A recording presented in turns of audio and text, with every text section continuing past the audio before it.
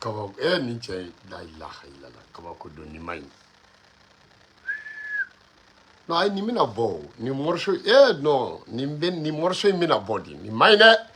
manden cɛ ni manden muso muru ni karamɔgɔ somaw ni donso a maɲi ale bɛ pikiri de kɛ ne la ne ni kulela billahi bakili tɛ diɲɛ na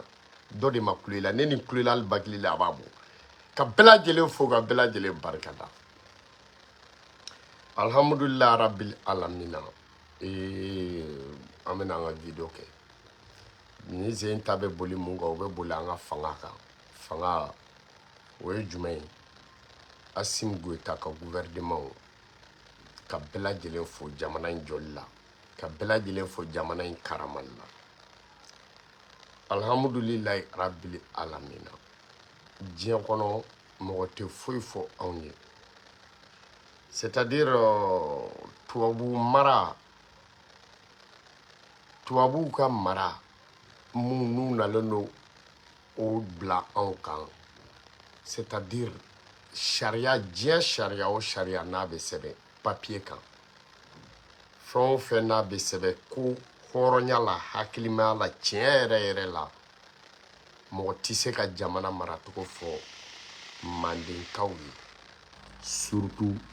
malikaw parce que diɲɛ kɔnɔ ka jɛ ka sigi hakilimaya la ka jɛ ka sigi hɔrɔnya la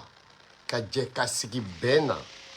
c'est-à-dire ka dɔw bila aw ni ɲɔgɔn cɛ kɛlɛban kama ka dɔw bila aw ni ɲɔgɔn cɛ faso baarali kama bɛɛ ka na ni dɔɔni-dɔɔni ye o ka mara o ka bila faso ka jigiɲɛ kɔnɔ ni sira mun kan ka dilan o wari ka ta o la furakɛlikɛyɔrɔ dɔgɔtɔrɔsow ka jɔ o la wari tɔ ka bila yen ka baarakɛlaw sara ka balo bɛɛ ka na ni dɔɔni-dɔɔni dɔ ka bila yen c'est-à-dire diɲɛ kɔnɔ hakilimaya fɛn o fɛn n'a daminɛna a daminɛna anw de fɛ yen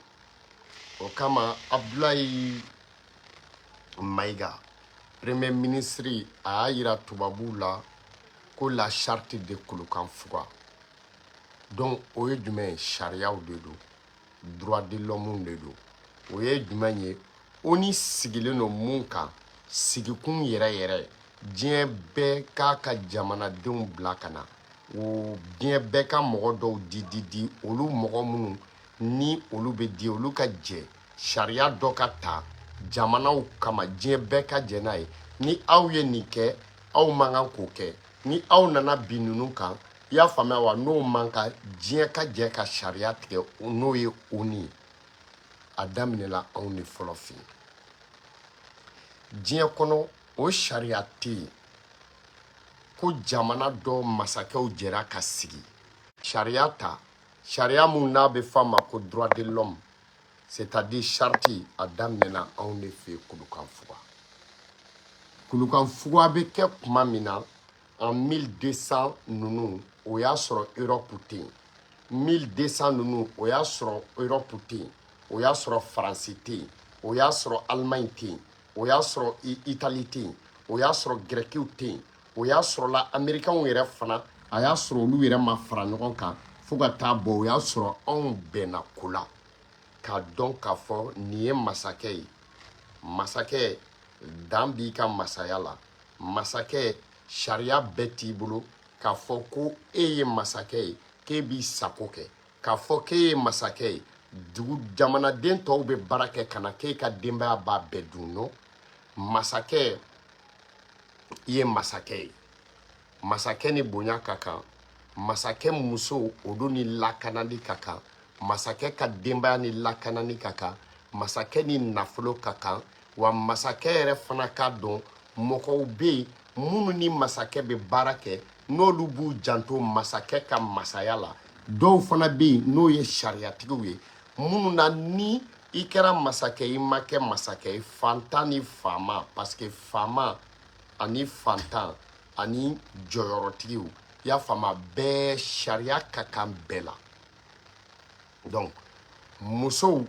sariya bɛ yen sariya min n'o bɛ droit di musow ma u k'u ka nakɔ sɛnɛ kɛ droit bɛ di musow ma i y'a faamuya wa u ka se ka wariw fara ɲɔgɔn kan i n'a fɔ pari droit bɛ musow bolo i y'o faamuya u ka se ka baara wɛrɛ kɛ mun ni cɛlasigi n'o tɛ kelen ye droit bɛ musow bolo u kana bugɔ droit bɛ musow bolo n'i cɛ ye ko kɛ komi n'a tɛmɛna dan kan muso bɛ n'a ta fɔ bulon kɔnɔ bulon o tun ye i n'a fɔ bulon tun ye 3 ye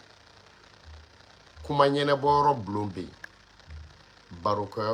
kuma ɲɛnɛbɔyɔrɔ o bulon bɛ yen sariya bulon bɛ yen kiiri o ye sariya ye o bulon tun b'a dan ma bulon wɛrɛ tun bɛ yen bulon minnu n'o ye masakɛ yɛrɛ ka bulon ye gbɛlɛkanaw fana tun bɛ yen donc musow sariya tun bɛ musow bolo i n'a fɔ u ka musokuntigi sigi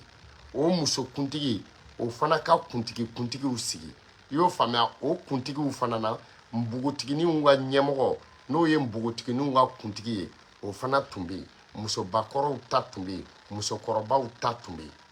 ok bon musokɔrɔninw sariya tun b'olu fana bolo parce que u tun dalakan bɛ lamɛn donc diɲɛ kɔnɔ hakilimaya fɔlɔfɔlɔ a daminɛna manden de parce que i t'o diɲɛ sariti si ta tuma min na anw ka mandenba 12 la jamana dɔw tun bɛ yen fangaba tun b'olu la i n'a fɔ gɛrɛkiw mais sariya tun t'u bolo u tun ma sariti bɔ disibaw olu tun bɛ disi fitininw disi kari o tun ye kungo kɔnɔna sariyaw ye i y'a faamuya mais o y'a sɔrɔ Égypte olu fana bɛ yen Pharaon ninnu mais sariya kun sɛbɛnnen t'u bolo k'a fɔ ko bɛɛ ka jɛ i y'a faamuya ka jɛ ka sigi ka sariyaw ta ka bɛɛ dama ka kɛɲɛ sariya la bɛɛ dama ka kɛɲɛ jamana na jamana wagande i y'a faamuya bɛɛ ka dɔɔni di a ka se ka na bɛɛ kungo la o tun tɛ yen donc diɲɛ kɔnɔ n'a fɔra ko ka sariya ta n'a bɛ fɔ o ma sariti mun ka kɔrɔ ni diɲɛ bɛɛ ta ye o de ye mandenkaw ye en 1236 o y'a sɔrɔ sariya tɛ diɲɛ jamana si tɛ yen o masakɛ tun tɛ yen o royaume tun tɛ yen ko sariya de tun bɛ yen sariya min ko ni a ka kɛ k'a ka jamana kɔnɔden bɛɛ ka kɛɲɛ denmisɛnninw ka bonya denmisɛnninw ka sariya ka d'u ma denmisɛnninw ka droit ka d'u ma denmisɛnnin kana tɛmɛ nin kan mɔgɔ yɛrɛ fana kana nin kɛ denmisɛnnin na o bɛɛ tun bɛ anw de fɛ yen anw de fɔlɔ y'o bɛɛ daminɛ manden a ka kɔrɔ ni bɛɛ ta ye donc bi in na ni mɔgɔ wɛrɛw nana fɔ k'olu bɛ tila ka segin ka na ko ka n'o sariya fɔ anw ye ko parce que an y'u ka kalan kɛ ka n'o sariya fɔ anw ye parce que an b'u k'u ka kan kalan diɲɛ ye kan de ye o kama Aziz Traoré n b'a fɔ ka barikada diɲɛ ye kan de ye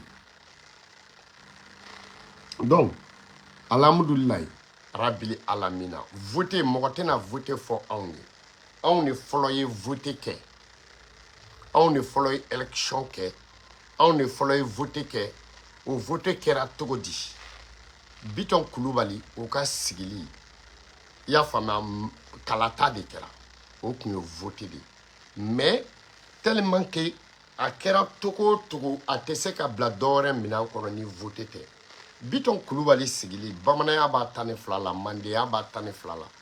ni anw sɔnna k'a fɔ Bitɔn Kulubali Segu Bitɔn Kulubali marifa m'a sigi mugu ni kisɛ m'a sigi a sigira cogo di ko ko ka ɲɛmɔgɔ ta an na sa o y'a sɔrɔ jeliw bɛ yen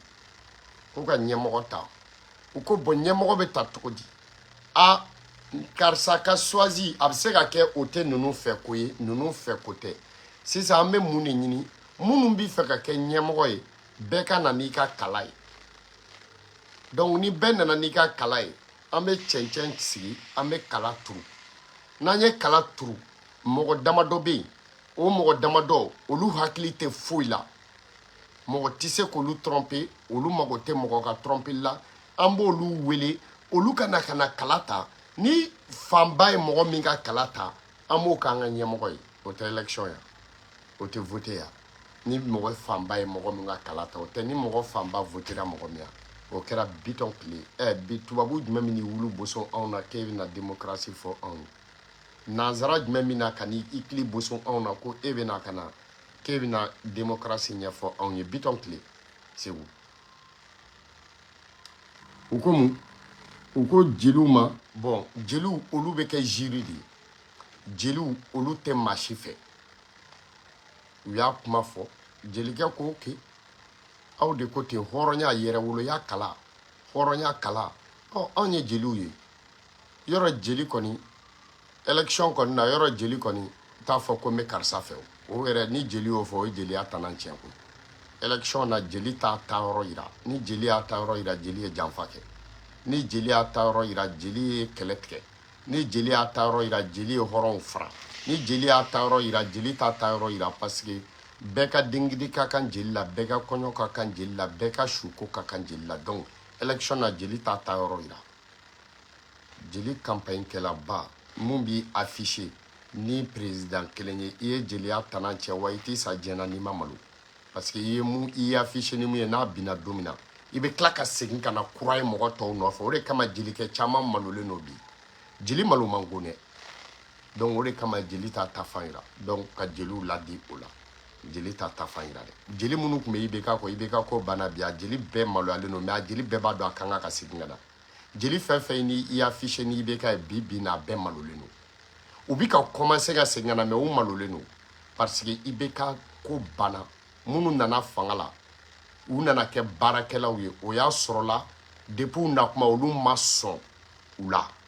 u ma sɔn Asimu na u ma sɔn Asimu ka mɔgɔw la donc IBK ko banna o si la olu ma sɔn donc IBK nana ntanya donc olu ma sɔn sisan fanga nana baara kɛ jamanaden bɛɛ sɔnna ko fanga ye baara kɛ olu segincogo tuguni ka na o fanga kelen nɔfɛ a bɛ kɛ retard a bɛ kɛ malo ye mais kojugu ni fila dɔ ka wusa ni dɔ ye u ka na o na kuma na halisa donc o kama jeli tɛ a ta fan yira jeli ye arbitre de ye mandenkaw ni ɲɔgɔn cɛ bilayi ko bilenna togo togo jeliw b'a ban ko bilenna togo togo funɛw b'a ban ko bilenna togo togo numuw b'a ban ko bilenna togo togo garankɛw b'a ban ni olu dɛsɛra ka ko min ban o ko tɛ ban wa dɛsɛ ko tɛ yen mais jeli de b'a yɛrɛ bɔ jeliya kɔnɔ hɔrɔn de b'a yɛrɛ bɔ hɔrɔnya kɔnɔ sinon jeliya ne balago tɛ yawo ya ka ɲi jeliya ka ɲi a bɛɛ ye yawo ya ka kusa jeliya ka kusa a bɛɛ ye yawo ya ye fɔlɔ ye jeliya ye fɔlɔ ye n'a bɛɛ ye mais n'a fɔra jeliw fo funɛw ni garankɛw ni numuw ni geserew ni mabɔw ni wolosow bɛɛ k'i yɛrɛ y'a kɔnɔ o de ye jeliya bo ye donc jelikɛ ko ok ko bɛɛ ka na yɛrɛwoloya kala don minnu bɛ fɛ ka kɛ ɲɛmɔgɔ ye problème t'a la parce que dugutigiya ni ɲɛmɔgɔya tɛ kelen ye i y'a faamuya dugutigiya fana ni masakɛya tɛ kelen ye parce que fo ka se k'o de dɔn masakɛya ni dugutigiya tɛ kelen ye dugutigiya ni jamanatigiya tɛ kelen ye parce que jamana a tɛ se ka fɔ yɔrɔ ma jamana fo k'a sɔrɔ i bɛ taa sɔrɔ dugu in dugu minnu b'a fɛ dugu minnu sigira a sababu la dugu minnu sigira a sababu la fo dugu ka taa dugu 10 ni kɔ ou bien dugu 20 ni kɔ ka yɛlɛ pour que a ka se ka fɔ a ma ko jamana donc dugutigi sisan u ko ok an bɛ ɲɛmɔgɔ ɲini an yɛrɛ la n'o bɛ kɛ masakɛ ye minnu bɛ fɛ ka kɛ ɲɛmɔgɔ ye bɛɛ ka na n'i ka kala ye donc ni bɛɛ nana ni kala ye fo dɔ de ka kɛ jury o jɔnni bɛ se ka kɛ jury ye mandenkaw ni ɲɔgɔn cɛ ka tɛmɛ jeliw kan mais est ce que o waati y'a sɔrɔ jeliw nata ka bon jelikɛ nata man bon kana dan wari ma wari ka k'i kun i ma wusa ni jelikɛ ye bilayi talayi sanu ka i kunsigi ka kɛ sanu ye i ma wusa ni jelikɛ ye wa jelikɛ mago foyi t'i la jelikɛ mago bɛ fasiya de la jelikɛ mago foyi t'i la jelikɛ mago bɛ badame de la jelikɛ mago foyi t'i la jelikɛ mago bɛ mun kalifara ale la n'ale b'i kala o la mais ministère de la culture o tora jeliw bolo ministre Et ministère aussi, il y a famille wa éducation autour de jeliw bolo. Donc ko bɛɛ ka na n'i ka kalan ye yɛrɛ woloya kala u ye kalaw di jelikɛ ma nin ye fa Mori ta ye jelikɛ b'o turu nin ye fa karisa ta ye jelikɛ y'o turu k'i ɲɛna to bɛɛ ka kala la sisan jɔnniw bɛna voter jeliw de kun b'o dɔn jelikɛ ko bilakurunin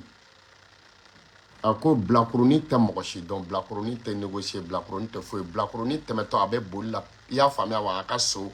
kalani a b'a ka boli la ka tɛmɛ so ni gɛtɛ sotigiya don jelikɛ ko ye papa bila a ko na a na yan cɛnin y'i jɔ a nana a ko an kɛlen don k'an ka yɛrɛwoloya kala da i y'a faamuya an bɛ ɲɛmɔgɔ ɲini n'an yɛrɛ la n'o ye masakɛ ye kala kelen ta kala mun ye e yɛrɛ ja bɛɛ jɔlen don bilakurunin nana a y'i ɲɛnakala kalaw la a y'i ɲɛnakala kalaw la a donna kori kɔnɔ parce que kori kun cilen don ni bugurujɛ ye ka sɔrɔ ka cɛncɛn kori ka kalaw turu o kɔnɔ bilakurunin nana k'i pan ka don kori kɔnɔ ka taa don cɛncɛnw na ka taa kala kelen ta a ko an fa a ko ne tɛ kalatigi ninnu dɔn dɛ nka ne kɔni bolo bɛnna ni nin kala ye a y'o kɔrɔtɔ o kɛra Bitɔn ka kala ye cɛkɔrɔba ko a ma ko k'e ka taa a ko kelen parce que cɛ ta ye saba de ye a ko kelen u y'a turu k'a labɛn tuguni o la sisan ko jɔnni bɛna kala ta musokɔrɔnin dɔ tɛmɛtɔ kɔkiyɔ bere b'a bolo musokɔrɔ jelikɛ ko nin filɛ nin yɔrɔ min na sisan kɔni ko nin tɛ nkalon tigɛ nin lahara de nin sen kelen bɛ lahara sen kelen bɛ diɲɛ na yan nɔ ninnu diɲɛ ni lakara bɛɛ ka kan ninnu ye maa si tɛ se nin si bɛ yɔrɔ min na hɔrɔnya la k'i bɛ nin lafili ninnu tɛ nkalon tigɛ maa ye a ko ne ba a ko musokɔrɔba a ko an kɛlen don k'an ka yɛrɛwoloya kala da a ko na kala dɔ t'an ye dɛ musokɔrɔba nana don kori kɔnɔ a taara se cɛncɛn na a y'a ɲɛnakala kalaw la a ye kala kelen ta o fana kɛra Bitɔn ka kala ye bilakurunin ye mun ta musokɔrɔba y'o kala ta tɔgɔ jelikɛ ko fila u ko k'u ma sɔn jelikɛ ko musokɔrɔba ka taa u k'u ma sɔn jelikɛ ko n'aw ma sɔn o t'aw la a tɔ la ne de kɛra ɲamaden jelikɛ ko n'aw ma sɔn aw de kɛra ɲamaden n'aw ma sɔn aw de ma k'aw faw den n'aw ma sɔn aw de ma k'aw ba den ni a mana kɛ dunan mun ye aw de ko yɛrɛwoloya kala ka da yɛrɛwoloya kala dara ale ka kala fila maa fila y'a ka kala ta n'aw ma sɔn o tɛ aw nɔ o ye ne jeliba de nɔ ye minnu ye kala ta aw yɛrɛ y'u ye u si t'ale dɔn u si tɛ aw dɔn jelikɛ ko a tɛ tɛmɛ o kan a ye kala da tuguni muso kɔnɔma kɔnɔ tɛmɛnen kalo 7 la o bɛ siran nkalontigɛ ɲɛ o bɛ siran namara ɲɛ parce que den mun b'o kɔnɔ o de jɔrɔ b'o la n'o ka tin n'a den bangeni donc muso kɔnɔma o don man di namarako la a ko n'an ka yɛrɛwoloya kala ta o fana nana ka na kala ta jelikɛ ko kuma banna pewu a diyara aw ye a bɛ sigi a ma diya aw ye a bɛ sigi n'aw aw ma sɔn sigili ma o tuma ne kɛra ɲamaden mɔgɔ o tɛ élection ya bon diɲɛ élection fɔlɔ kɛcogo filɛ nin a kɛra Segu de mɔgɔ de bɛna ka na élection fɔ anw ye Bitɔn Kulubali Segu faama a sigicogo filɛ a sababu bɔra jɔnni na jeliw jɔnni bɛ se k'a fɔ k'i bɛ ban nin ma jeliw a tɛ i n'a fɔ jelikɛ tun bɛ se bɛɛ la mais jelikɛ tun ta y'a ni ye jelikɛ tun ta y'a da ye jelikɛ tun ye hɔrɔn ye jelikɛ tun bɛ hɔrɔnw dilan bi na maa de bɛna k'e bɛna mun de fɔ anw ɲɛna diɲɛ entreprise fɔlɔ an y'a dilan k'a ban yɛrɛ farafina entreprise africain ye entreprise fɔlɔ mun dilan Mande minnu y'a dilan o de ye garankɛw ye Gese première entreprise farafinw ka entreprise fɔlɔ ka fɛn dɔ dilan ka fɛn dɔ dilan fɔlɔ la Gese la jɔnni y'a dilan garankɛ jumɛnw a fɔr'u ma de ko Gese lakaw garankɛw don olu de ye Gese dilan Gese de fɔtɔ ye Gese ye usine fɔlɔ farafin ye mun dilan yɛrɛ tubabu ka foyi t'a la kɔri don ka kɔri parata k'a kɛ Gese ye ka kɔri sɛnɛ k'a parata k'a kɛ Gese ye k'a kɛ fini ye k'a don a na tubabu bɛna mun de fɔ anw ɲɛna alhamdulilahi rabbil alamina en 1236 o y'a sɔrɔ anw tilala kɛlɛ la o y'a sɔrɔ anw ye hakili sɔrɔ kɛlɛ la o y'a sɔrɔ anw ka jamana bonyana ka kɛ jamana 7 Mali dɔrɔn ka bon Faransi ye bi siɲɛ joli bon Manden fana kun ka bon ni Mali ye a kun jamana 7 anw y'o fara ɲɔgɔn kan k'an sigi ka sariya sigi a jamana 7 la Ameriki bi ka mara cogo min na bi na ni sariya mun ye Manden kun bɛ mara n'o sariya ye Manden ka sariya kun ka kɔrɔ Ameriki ta ye a maracogo kun ka ɲi Ameriki ta ye Manden jɔnni y'o kɛ Sogolon ka Jata a n'a tɔw a idée bɔra jɔn na jeliw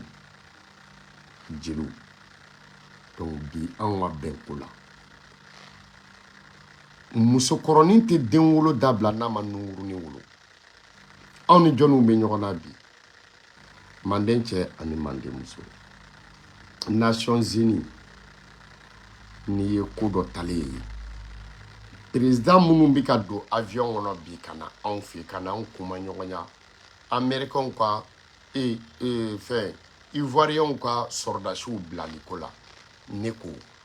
ni président est-ce que ni Mali jo t'a la est-ce que a bɛ se nin bɛɛ la est-ce que n'i ye nin ko in gɛlɛyalen ka se nin na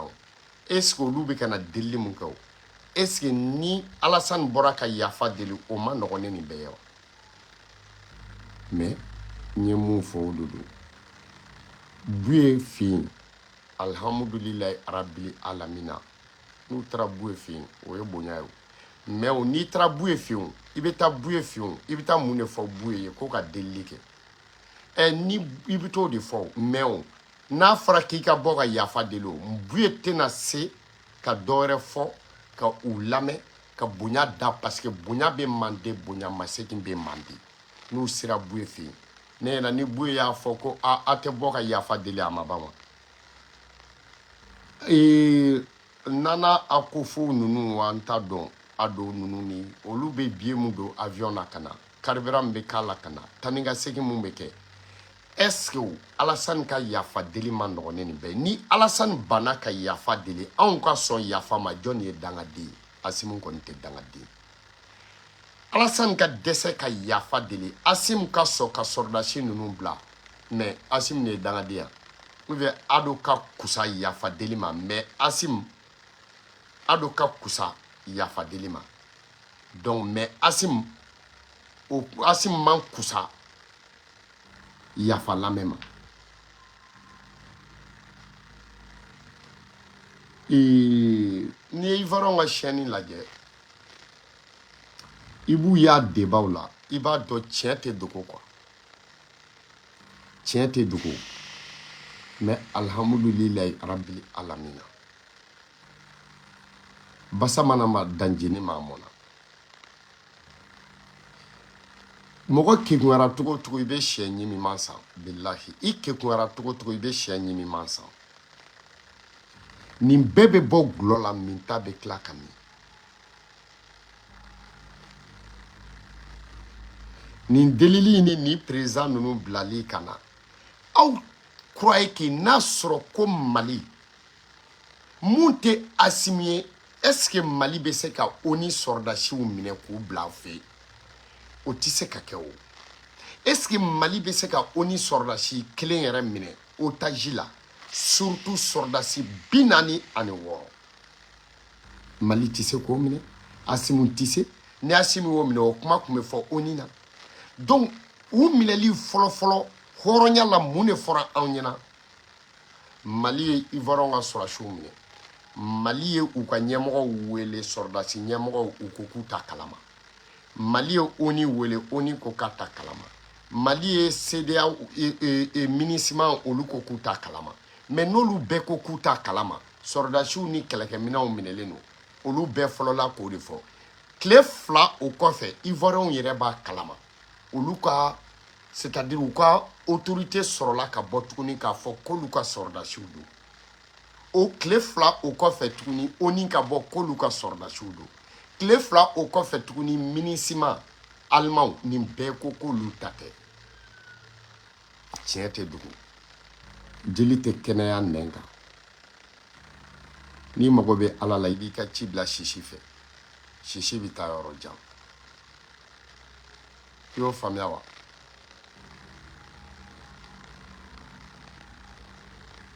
aw bɛ mun nɔfɛ halisa ko kelen kɔni bɛ ne bala bɛ n tigɛ n o kan ka kan kale o kan Asimu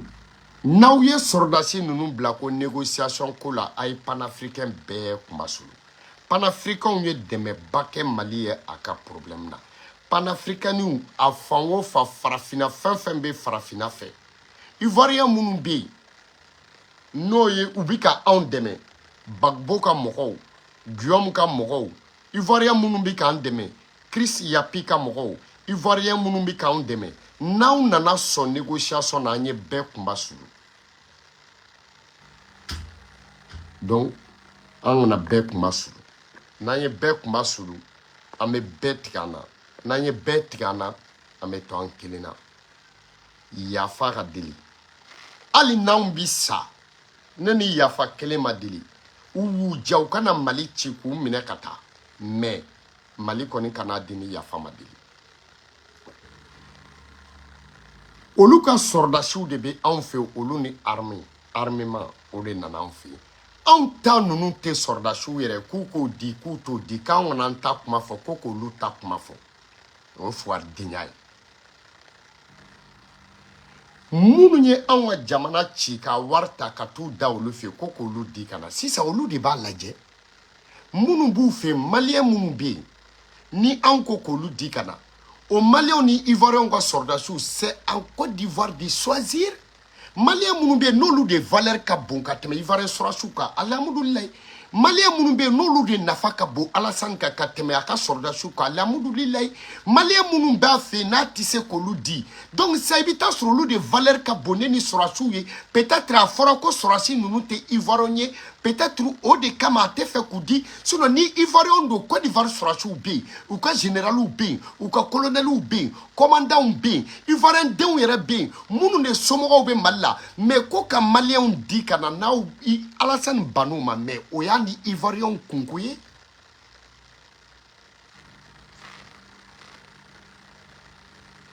alhamdulilayi rabil alamin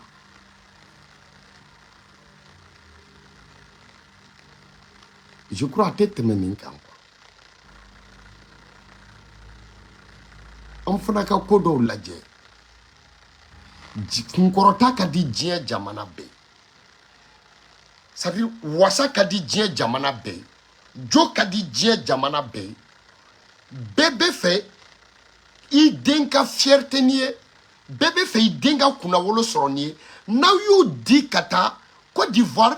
c'est à dire Côte d'Ivoire u Alassane na kunnawolo sɔrɔ ivoiriens na kunnawolo sɔrɔ mais n'aw m'o di ka taa ni yafa deli la anw fana na kunnawolo sɔrɔ an ka jamana kan an denw na kunnawolo sɔrɔ u ka jamana kan an dɛmɛbagaw na kunnawolo sɔrɔ maliyɛn den minnu bɛ kɔfɛ olu fana na wasa n'u ka jamana kɔnɔdenw ye ci y'a faamuya wa cɛya tɛ taa ji ta musoya tɛ taa dɔgɔ ɲini donc bɛɛ ka i ka yɛrɛwoloya défend mais duwawu ye tiɲɛ ye ala ka karisa ta ɲɛ ne ta ye mɔgɔ si t'o fɔ donc duwawu ye tiɲɛ ye ala ka Côte d'Ivoire ta ɲɛ mais ala k'u ta ɲɛ ni Mali ta ye anw t'o fɔ wa n b'a dɔn Mali kɔnɔ c'est à dire autorité tɛna sɔn k'o fɔ négocier ni nakasiyali ni n t'a kalama Asimu Goyita cɛya ye kolen ye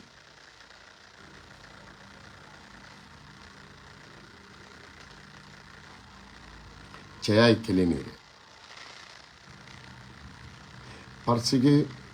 kana da fura ma morikɛ siri fuwari den na a bɛ boli kɛlɛkɛyɔrɔ kana da fura ma somakɛ siri fuwari den na a bɛ boli kɛlɛkɛyɔrɔ kana da fura ma bilahi ala siri jitɔ la a bɛ boli ni ala ye kɛlɛkɛyɔrɔ donc anw bɛ mun ɲini alihamudulilayi u nana mun fɔ ko ivoiriens y'u ka courant tigɛ mun tilala ka digi u ka video kɛlaw la u ye courant tigɛ Mali ma bɔ a kalama yɛrɛ o maliyɛn tɛ mun bɔra a kalama ko courant tigɛra olu de bɛ ka tila ka na maliyɛnw ka page kɔnɔ ko y a coupure chez vous non y a coupure mais si y a coupure où est votre problème maintenant parce que courant tigɛra maliyɛnw ma bɔ a kalama olu de y'u ka courant tigɛ ya courant tigɛra a ma maliyɛnw ka foyi sa maintenant sisan non abu ɲɛna ni courant tigɛra Mali bɛɛ de bɛna taa kaw la Mali vidéokɛlaw bɛna wuli courant tigɛra vidéokɛlaw ma malien si ma bɔ a kalama sisan u bɛ ka enquête de kɛ ka ɲininkali kɛ tu es en train de parler il y a coupure chez vous non est-ce qu'il y a pas coupure chez vous non il y a coupure à Djelibougou il y a coupure à Bougassomougou il y a coupure il paraît qu'il y a pas courant à Sekasso il paraît qu'il y a pas courant mais où est votre problème maintenant on ma bɔ a kalama koyi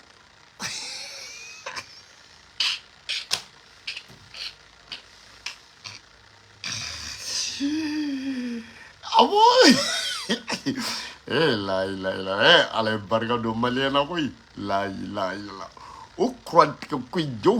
yɛrɛ tigɛlen do malien ne yɛrɛ bɛ ka ɲininkali kɛ mɔgɔ si da Mali si ma b'o tigɛli kalama i t'a dɔn k'i bo ka ca f'a ka tila i la koyi wulu t'a ka mangoya dɔn f'a ka don misiri kɔnɔ bilahi musokɔrɔba tɛ den wolo dabila n'a ma nunkurunin wolo a don i ye nunkurunin de wolo koyi a ko courant tigɛ an ma b'o kalama ko fo ni anw de t'o jaabi di aw ma ko courant tigɛra on sait pas de est-ce que a tigɛ de layila ala kun kɔni a tigɛ parce que o kun jatigɛ ka bon a tigɛbaliya in ka fisa o ma ni tigɛli ye parce que mɔgɔw ma bɔ a kalama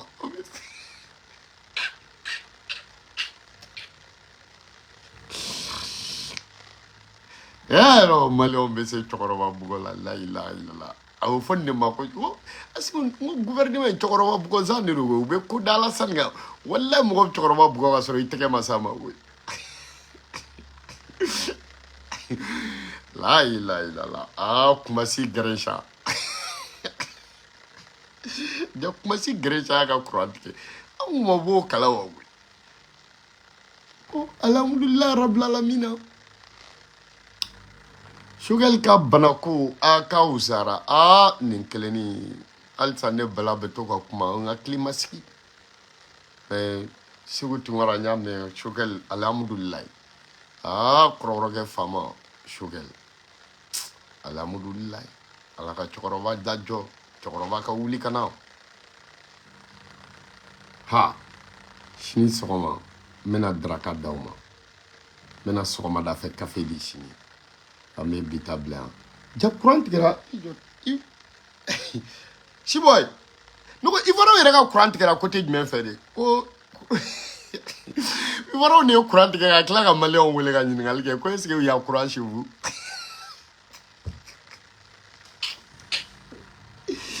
ko courant tigɛ mɔgɔ ma bɔ a kalama ja courant ko ala cɛ hali coronavirus ma fɛn kɛ jamana mɔgɔw la aw bɛ taa courant tigɛ la est-ce que fa t'aw la coronavirus ma fɛn kɛ mɔgɔ min na ala kun kana aw ka courant tigɛ a ye courant tigɛ Mali bɛɛ ne yɛrɛ ma dɔn courant in ne ko yɔrɔ jumɛn de ye courant tigɛ courant in kun bɛ yɔrɔ jumɛn de animé de Sikasokaw ko non k'olu ma bɔ a kalama ne ko Ivoiriens ka courant ne ko courant in kun bɛ yɔrɔ jumɛn de courant in tigɛra cɛ a kɛra maloya yɛrɛ Ivoiriens courant tigɛra Mali ma bɔ a kalama yɛrɛ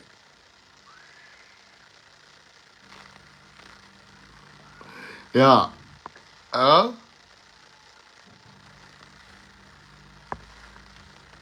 bon ne ye muso dɔ fana nalen yan tu insultes pourquoi n'i ba insulté an n'i fa insulté tu insultes pourquoi j'insulte pour que den sugu ka na yan kɛ saraka den ni ye maloyali ma parce que i ye muso ye ok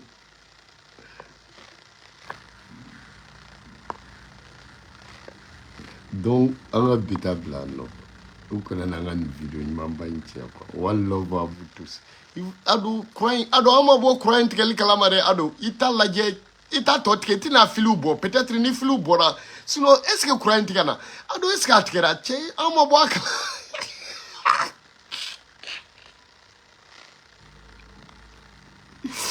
ado an ma bɔ courant in tigɛli kalama dɛ i t'a lajɛ i ka fili bɔ parce que vraiment an ma bɔ a kalama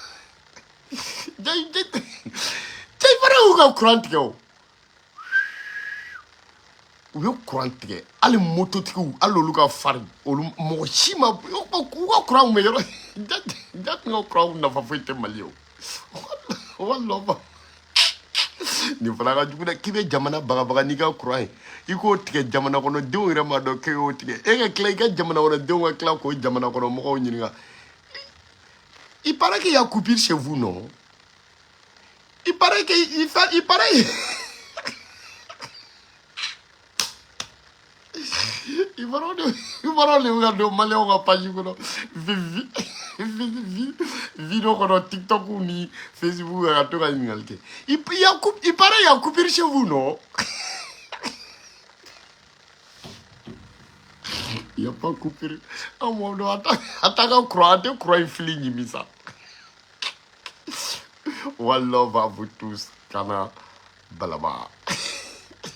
Il paraît qu'il y a coupure chez vous, non? Eh, grand Bassam Ronaldo, il paraît que tu as coupé ton courant. Nous, on n'est pas au courant. Grand Bassam. Grand Bassam, le vieux Garancha, il paraît que tu as coupé ton courant. Nous, on ne sait pas. Il t'a l'air qu'à filer numéro. Et t'as babla ka courant et basale avec un année et t'as babla ko mamno asle ka courant ngoy ni t'as babla lumière de là ah ni ka courant ke ibak me lumière comme no lumière nous me wado wallah va vous tous